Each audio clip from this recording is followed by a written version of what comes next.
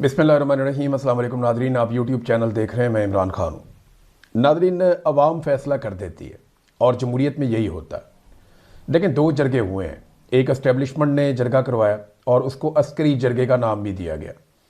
बहुत थोड़ी सी तादाद में लोग वहाँ पे मौजूद थे, बिल्कुल एक अजीबोगरीब माहौल था। वहाँ पे तकारीर की गई और कोई सूबाई हुकूमत को, वफाकी हुकूमत को वो मिला जुला के ना उन्होंने एक गोल मोल किस्म का जरगा किया ताकि चीज़ों को इधर उधर किया जा सके।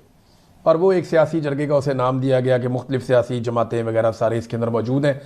हत्ता कि वहाँ पे कोशिश की गई कि इमरान खान पे तनकीद की जाए, लेकिन साथ ही वहाँ पे लोग खड़े हो गए। जैसे ही इमरान खान का नाम लिया गया, उन पर तनकीद करने की कोशिश की गई तो जरगे में मौजूद लोगों ने शदीद रद्द अमल का इजहार किया।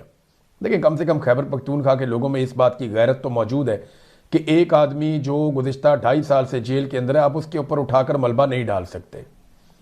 तो वहाँ लोगों ने रद्द अमल दिया, जिसके बाद फिर उस बोलने वाले को खामोश होना पड़ा।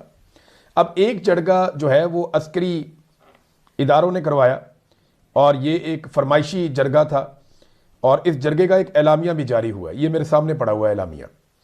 इसमें 12 नुकात हैं इस जरगे के एलामिये में और कुछ भी नहीं था इसमें। यानी एक गोल मोल किस्म का जरगा था। उसमें कहते हैं जी कि वादी तीरा में अमन बहाल किया जाए और ज़मानत दी जाए अमन की। फायरिंग शेलिंग, घरों पर मार्टर हमले और क्वाडकॉप्टर गिराने जैसे वाक़यात, ड्रोन श्रोन, ये सारे बंद किए जाए और बाइज्जत वापसी को यकीनी बनाया जाए। रजिस्ट्रेशन का मामला है। इसके बाद फिर वो ये कहते हैं कि जो घर और जायदाद जिन लोगों की है उन्हें IDPs का स्टेटस दिया जाए। फिर साथ ही वो पोलियो के ऊपर उनके कुछ तहफ़्फ़ुज़ात हैं, बाकी चीज़ें रजिस्ट्रेशन के हवाले से वो उन्होंने इसमें उठा लिया। और सूरत हाल कह रहे हैं जी तशवीशनाक हो गई है, हंगामी बुनियादों पे कंट्रोल किया जाए। और कह रहे हैं जी हम एक तहरीक का भी आगाज़ कर रहे हैं आज के बाद से। इगवा बराए तमाम धमकी अमेज़ कॉल्स और आम शहरियों में खौफ और राज के खात्मे के लिए हुकूमत जिम्मेदारी पूरी करे। फिर ये यहाँ पे ना बड़ी वारदात डालते हैं ये जरगे वाले, वो अस्करी जरगा है ना। वो कहते हैं जी सूबाई और वफाकी हुकूमतों की जानिब से मुतासरीन के हवाले से गैर संजीदा बयानबाजी और रवैया काबिल अफसोस है। ये किसने कहा जी? सूबाई हुकूमत तो कह रही थी ऑपरेशन करना ही नहीं है, लोगों का इनखला करना ही नहीं चाहिए। वफाकी हुकूमत और इदारे कह रहे थे नहीं जी कड्डो बाहर सारे नो, यहाँ ऑपरेशन होगा और देखते हैं हम कौन ऑपरेशन से रोकते हैं, किसी का बाप भी नहीं रोक सकता। तो दोनों तरफ का रवैया आपके सामने है। वो कह रहे हैं जी कि दोनों अपनी बयानबाजी बंद करें। यानी इस वक्त पाकिस्तान की मिलिट्री एस्टेब्लिशमेंट और उनकी बनाई हुई जाली हुकूमत इतनी बुरी तरह फंस गई वादी तीरा में गंद मारने के बाद कि अब उन्हें निकालने के लिए वो कह रहे हैं जी दोनों तरफ से बयानबाजी बंद कर दी जाए। हमारे मुतालबात पर अमल दरामद ना किया गया तो जनाब हम सूबाई और वफाकी हुकूमत के खिलाफ, क्यों सूबाई हुकूमत वहां पे ऑपरेशन कर रही है? क्या सूबाई हुकूमत वहां पे फौज को भेजा हुआ है? क्या सूबाई हुकूमत वहां से जबरी तौर पर लोगों को निकाल कर इनखला पर मजबूर कर रही है? वहां पे किसी ने भी इस जरगे के अंदर यह बात नहीं की कि सूबाई हुकूमत ने कहा कि इनखला किया जाए। और देखें अस्करी जरगा था ना, वहां जरगा हुआ, जरगे का पहली चीज क्या थी? तुम्हें निकाला किसने? दूसरी चीज यह थी कि क्या तुम अपनी मर्जी से निकल कर आए? अगर नहीं निकल कर आए तो तुम्हें निकाला किसने? ये सवालात थे। इनका जवाब इस पूरे एलामिये में, इस प्लेटफॉर्म के ऊपर नहीं दिया गया। ये था अस्करी जरगा। अब आप ये देखें कि इसके मुकाबले में बाड़ा का जो जरगा हुआ, जो जमरूद में एक जरगा किया, और ये आप जरगा देखें, इसकी तस्वीर आप देखें। ये सुहेल आफरीदी साहब जरगा कर रहे हैं। इनमें बहुत बड़ी तादाद में वादिया तीरा के मुतासरीन मौजूद हैं और जरगे में जो कबायली अमायदीन है वो भी मौजूद हैं। नौजवानों की बड़ी तादाद भी जरगा सुनने के लिए आई है। अब इस जरगे का और अस्करी जरगे का फ़र्क आप देख लें तो आपको पता चल जाएगा कि बयानिया किसके साथ है, अवाम किसके नैरेटिव को सपोर्ट कर रही है। देखें ना, एक तरफ पूरा का पूरा रियासती ताकत इस्तेमाल हुई, वहाँ पर आपका इस्तेमाल क्या क्या हो रहा है पहले आप ये देख लीजिए। सबसे पहले वहाँ पे पाकिस्तान का सारा मीडिया इस्तेमाल हो रहा है, रियासत की ताकत इस्तेमाल हो रही है, मिलिट्री एस्टेब्लिशमेंट की ताकत इस्तेमाल हो रही है। वो अपने सारे वसाइल इसके अंदर झोंक रहे हैं, बेशुमार पैसा इस्तेमाल कर रहे हैं और इतना सा जरगा। और दूसरी तरफ कुछ भी इस्तेमाल नहीं हुआ। उन्होंने सिर्फ आवाज़ दी कि हम जरगा बुला रहे हैं और उसके बाद आप देखें वहाँ कुर्सियाँ लगा दी और लोग खड़े हुए भी हैं। वो अगर सुनना चाहते हैं, ये समझने के लिए काफ़ी है कि लोग इस वक्त चाहते क्या हैं और लोग किस नैरेटिव के साथ खड़े हैं। सुहेल आफरीदी ने कहा कि हमने पहले इनको बताया था यानी मिलिट्री एस्टेब्लिशमेंट को, इदारों को पहले खबरदार किया था। हमने पहले इन्हें बताया था कि दहशतगर्द पहाड़ों तक आ गए हैं, उन्हें रोको, लेकिन इन्होंने उन्हें नहीं रोका। फिर हमने बताया कि अब वो पहाड़ों से नीचे आ रहे हैं, इन्हें रोको, लेकिन इन्होंने फिर भी नहीं रोका। फिर जब वो हमारे घरों तक पहुंचे और रात के अंधेरों में बंदूकें लेकर हमारे घरों तक आ गए और हमसे खाना मांगा, रात को वो बंदूक के जोर पर खाना खाते थे और सुबह सिक्योरिटी फोर्सेज आती हैं और वो ये कहती थी कि तुमने उन्हें खाना क्यों खिलाया, अगर खाना नहीं खिलाते तो वो मारते हैं और अगर खाना खिलाते हैं तो ये मारते हैं, हम जाएं कहां। यहां पर खाना खिलाने वाला सवाल नहीं है। पहला सवाल उन्होंने कहा कि ये है वो मेरे घर तक पहुंचे कैसे, वो कैसे पहुंचे मेरे घर तक। सिक्योरिटी फोर्सेज की जिम्मेदारी है कि बॉर्डर की हिफाजत करे, फिर वो मेरे घर तक कैसे पहुंचे। मेरे घर तक पहुंचने से पहले 50 से ज्यादा चेक पोस्टें, मगर वो मेरे घर तक कैसे पहुंचे, ये वो सवाल है जिसका जवाब सिक्योरिटी फोर्सेज नहीं देती। कभी बॉर्डर पे आप लोग बैठे हुए हैं, ये तो टेले मुंह से कहते थे ना इमरान खान का फैसला था। इमरान खान के दौर में तो दहशतगर्द नहीं आए। अगर इमरान खान का फैसला था तो मुराद सईद जब जुलाई और अगस्त 2022 में इसकी मुखालफत कर रहा था, जब इमरान खान की हुकूमत भी नहीं थी, तो तब आपने कहना था ना कि ये इमरान खान का फैसला था। उस वक्त तो कह रहे थे नहीं जी नहीं, ऐसा कुछ नहीं हो रहा। पीपल्स पार्टी भी डिनाइल में थी, PMLN भी डिनाइल में थी, फजल रहमान साहब ANP सारे ही डिनाइल में थे, कोई बात नहीं सुन रहा। नहीं नहीं, ऐसा हो ही कुछ नहीं रहा, तरदीदें आ रही थी।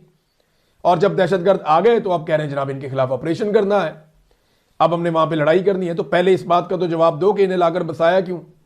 देखें, बॉर्डर के ऊपर इक्का दुक्का बंदा क्रॉस करना कोई बहुत बड़ी बात नहीं है। बहुत सारे गांव ऐसे हैं कि यहां पे भी लोग रहते हैं, वहां पे भी रहते हैं, वो आपस में मिलते रहते हैं, उनकी रजिस्ट्रेशन, उनके नंबर वगैरह है।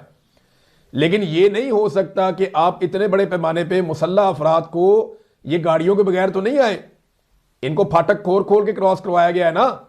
इतनी बड़ी तादाद में लोगों को जब आप बॉर्डर क्रॉस करवाते हैं तो ये नहीं हो सकता कि आपकी नजरों से ओझल हो जाए। तो इन्हें आने किसने दिया, ये हमारे घर तक कैसे पहुंचे, ये बुनियादी सवाल है और बहुत ठीक सवाल है। फिर सुहेल ने कहा जनाब पहले दहशतगर्द लाए गए और लाने के बाद फिर ड्रोन हमले और तैयारों से हमारे पर बमबारी भी की जाती है। उन्होंने कहा वादिय तीरा में हमारे ऊपर तैयारों से और ड्रोन हमलों से बमबारी हुई है।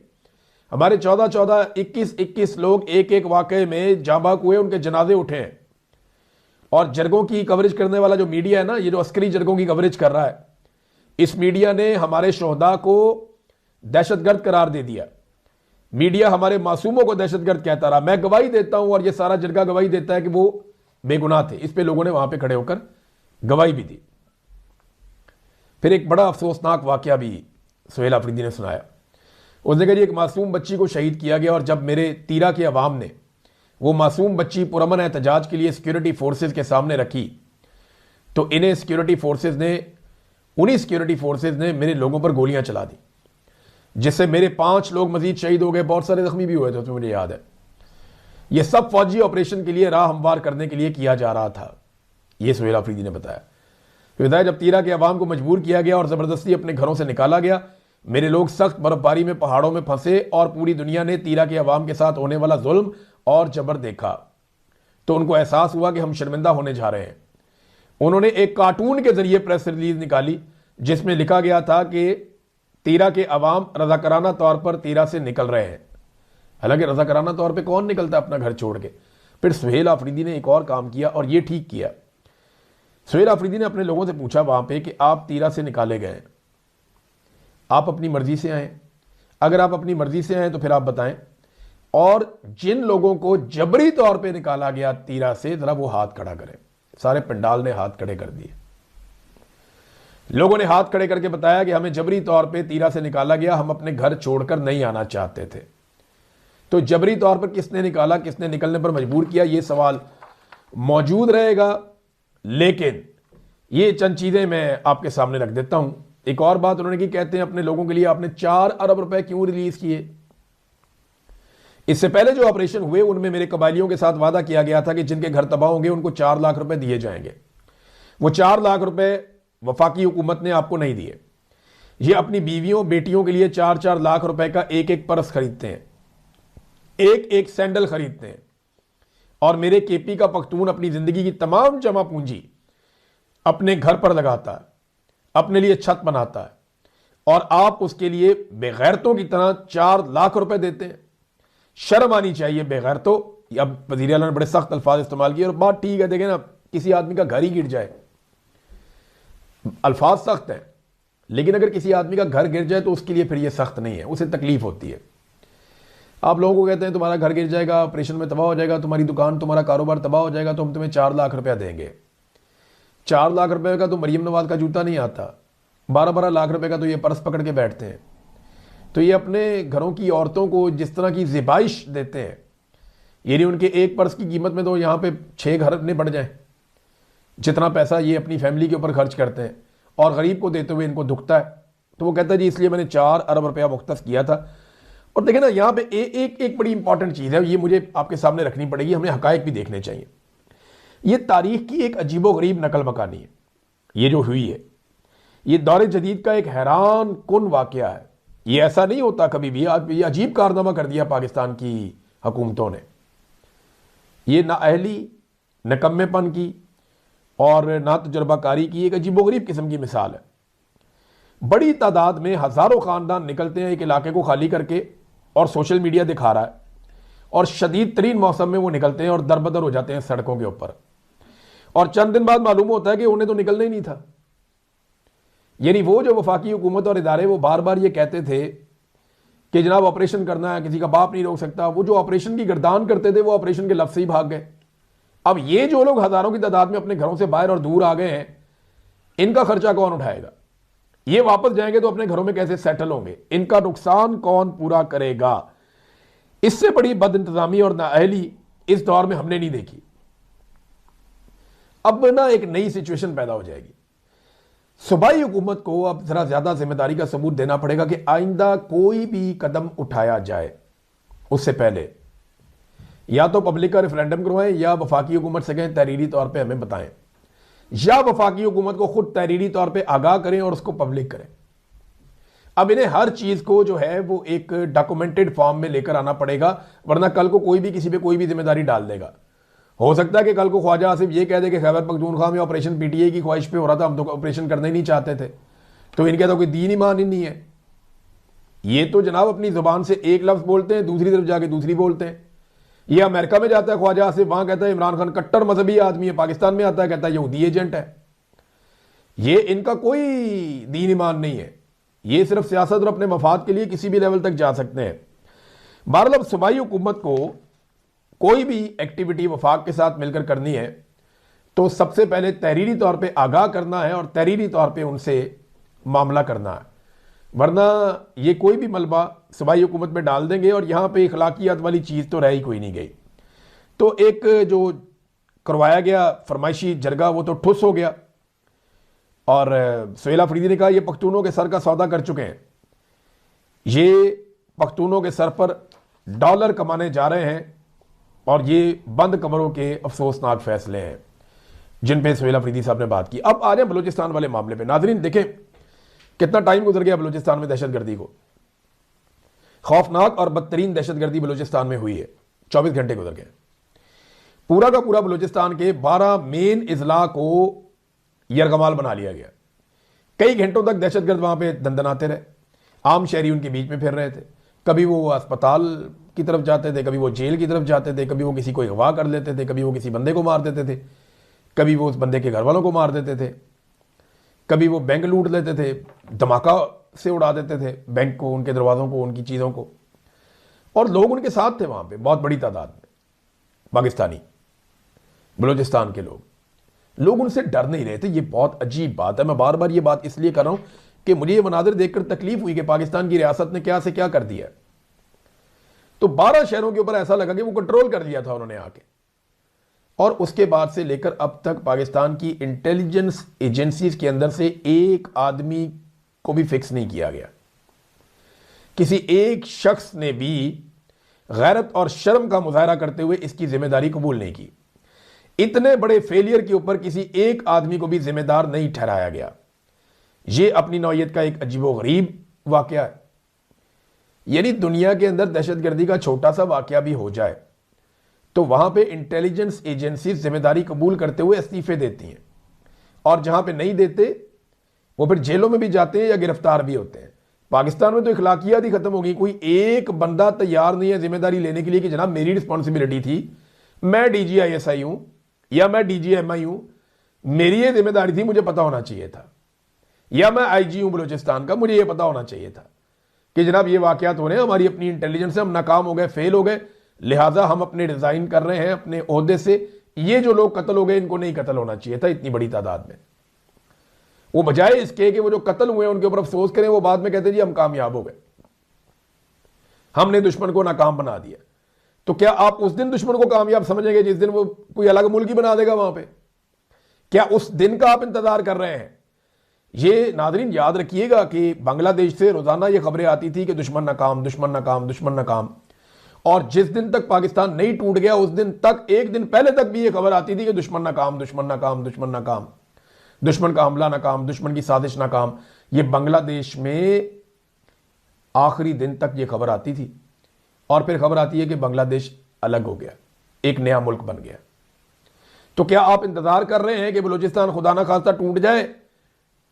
होगा तो नहीं इंशाल्लाह ये, लेकिन क्या आप इतने बड़े साने का इंतजार कर रहे हैं कि आप कहते हैं ये वाकया भी नाकाम, ये वाकया भी नाकाम? उन्होंने जो करना है वो आगे कर गए, आपने उनको मार दिया, उन्होंने आपको मार दिया, बात खत्म।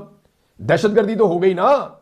अब बैनुल अक़वामी सतह पे कोई आदमी पाकिस्तान में आगे सरमायाकारी क्यों करेगा? उसको पता है यहां 12-12 शहरों में एक साथ अटैक हो जाता है, इनकी रियासत के अंदर यहां पे रिट्टी नहीं बनती, कई कई घंटे लोग दंदनाते रहते हैं, वो मनाजिर पूरी दुनिया आप देख रही है। अच्छा, यहां एक और काम किया, अभी तक किसी ने जिम्मेदारी कबूल नहीं किया, आप अंदाजा करें पाकिस्तान में। और ये जिम्मेदारी कबूल करना मिलिट्री एस्टेब्लिशमेंट के लोगों की जिम्मेदारी है। उन्होंने जिम्मेदारी कबूल करनी कि हम इसके लिए रिस्पॉन्सिबल हैं, माफी चाहते हैं और हम रिजाइन करते हैं। लेकिन नहीं, कोई नहीं करेगा, या किया भी किसी ने नहीं। मोहसिन नकवी ने एक अजीबोगरीब काम कर दिया और सरफराज बुगटी इस पर खुश हो रहा है, उसको इस पर रिजाइन करना चाहिए, उसको इसके ऊपर सरफराज बुगटी को माइंड करना चाहिए। इससे पहले मोहसिन नकवी ने कहा था ये दहशतगर्द एक SHO की मार है, दहशतगर्द मार है। कितने SHOs की? एक SHO की मार है, मोहसिन नकवी ने कहा था दहशतगर्द। अब वही मोहसिन नकवी कह रहा है कि हमारे पास अगर चंद सरफराज भुगटी और होते तो दहशतगर्द चंद दिनों में खत्म हो जाते। एक तरफ एक SHO और एक तरफ चंद सरफराज भुगटी।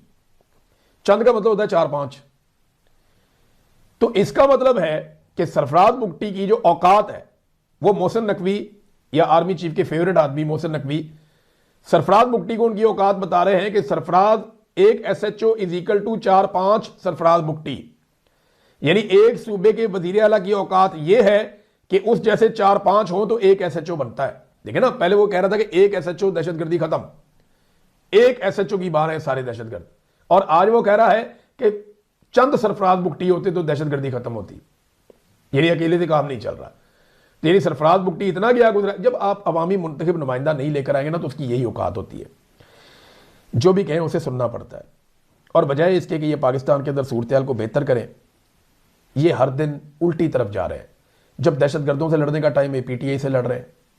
अब सिंध में और पंजाब में बदतरीन क्रैकडाउन शुरू कर दिया गया, हर तरफ गिरफ्तारियां हो रही हैं, चादर और चार दीवारी का तकद्दुस पामाल हो रहा है। क्यों? क्योंकि 8 फरवरी को हुकूमत को खतरा है कि पाकिस्तान तहरीके इंसाफ को बड़ी रैलियां निकाल देगी, पाकिस्तान तहरीके इंसाफ को पहिया जाम हड़ताल करवा देगी और उसकी वजह से एक मोमेंटम बन जाएगा और ये पाकिस्तान बंद करने के काबिल ना हो जाएगी। तो इसलिए सिंध और पंजाब में क्रैकडाउन का आगाज कर दिया गया है। और एक और चीज़ जो पंजाब में खास तौर पे हो रही है लाहौर में, कि इमरान खान के नाम और तस्वीर वाली जो पतंगे हैं उन पे बहुत तवज्जो दी जा रही है कि ढूंढो पता करो किधर है।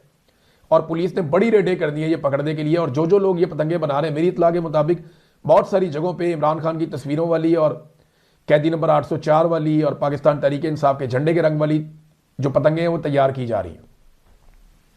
ये जो पतंगे तैयार की जा रही है ना, ये बड़े पैमाने पर तैयार हो रही है, मुख्तलिफ जगहों पर तैयार हो रही हैं और पुलिस बेचारी सूह लगाती फिरती है। ये लोगों को डिस्ट्रीब्यूट की जाएंगी, उन्हें दी जाएंगी कि जनाब आप इनको उड़ाएं, इन पतंगों को। लोग बड़े शौक से उड़ाएंगे। और एक और चीज़ है, इनकी डिमांड भी बहुत है, इन पतंगों की डिमांड। अब लाहौर में आपको पता है इमरान खान का फोटो, इमरान खान का झंडा, इमरान खान की वैसे ही बहुत डिमांड है। तो ये बसंत बड़ी महंगी पड़ जाएगी मौजूदा रजीम को।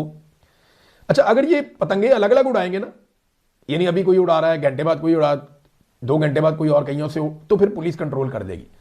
लेकिन अगर पाकिस्तान तहरीके इंसाफ एक टाइम रख लेती है ना कि इतने बजे हमने सब ने मिलकर एक साथ ये वाली पतंगे उड़ानी है, तो जब ये हज़ारों की तादाद में, लाखों की तादाद में पतंगे हवा में आएंगी ना, फिर नहीं हो सकता।